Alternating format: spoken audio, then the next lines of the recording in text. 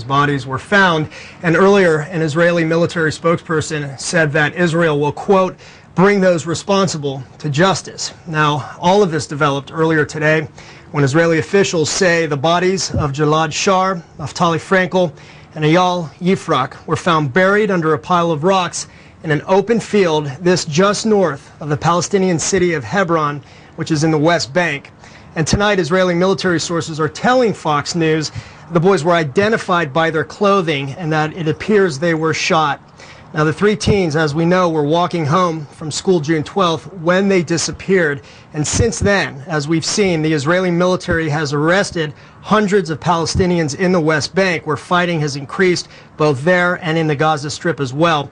And at this point, while no one has claimed responsibility for the teens' abductions, Israeli officials have blamed Hamas and released the name of two Palestinian militant suspects connected to Hamas. And during the past several weeks, both Israeli officials and the teens' families have hoped and prayed that they would be found alive. Even last night in Tel Aviv, there was a massive rally calling for the teens' release. But as we know now, the search has come to a tragic end. And earlier this evening, Shannon, the Israeli Prime Minister Benjamin Netanyahu released a statement saying, quote, Hamas is responsible and Hamas will pay.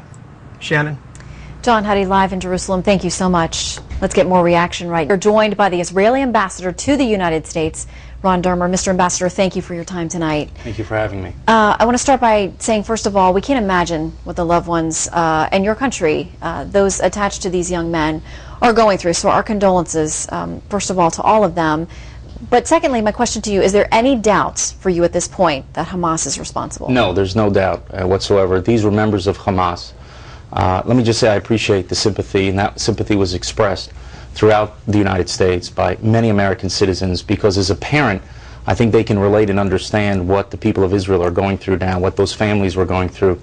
We were all united for 18 days in the hope that they would be returned safe and sound to their families. Unfortunately, that did not happen, and today we found them, and these were young teenagers that were kidnapped and executed by Hamas, which is a terror organization committed to Israel's destruction and committed to terrorism. And Israel's cabinet met today in order to decide the best way to respond.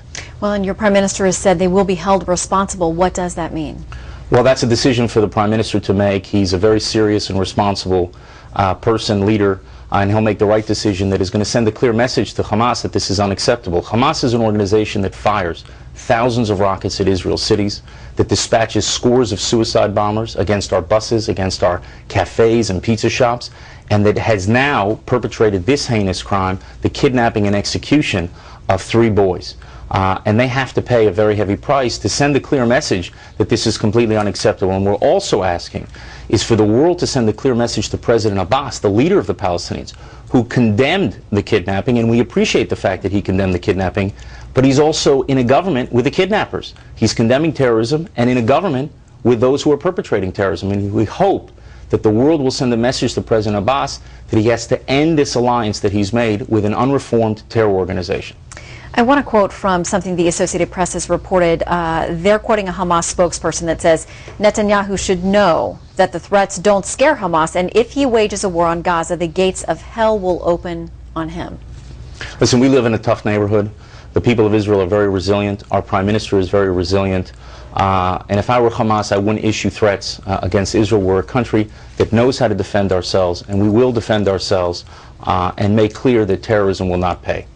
The president, our president, Barack Obama, expressing condolences today and saying, I encourage Israel and the Palestinian Authority to continue to work together in their efforts. I also urge all parties to refrain from steps that could further destabilize the situation. He closes by saying, as the Israeli people deal with this tragedy, they have the full support and friendship of the United States. But by encouraging the parties to refrain from steps that could further destabilize the situation, is it your impression that he would object to any military strikes that you may be considering? No. We appreciate very much that the President has stood by Israel at this very difficult time. We appreciate his sympathies.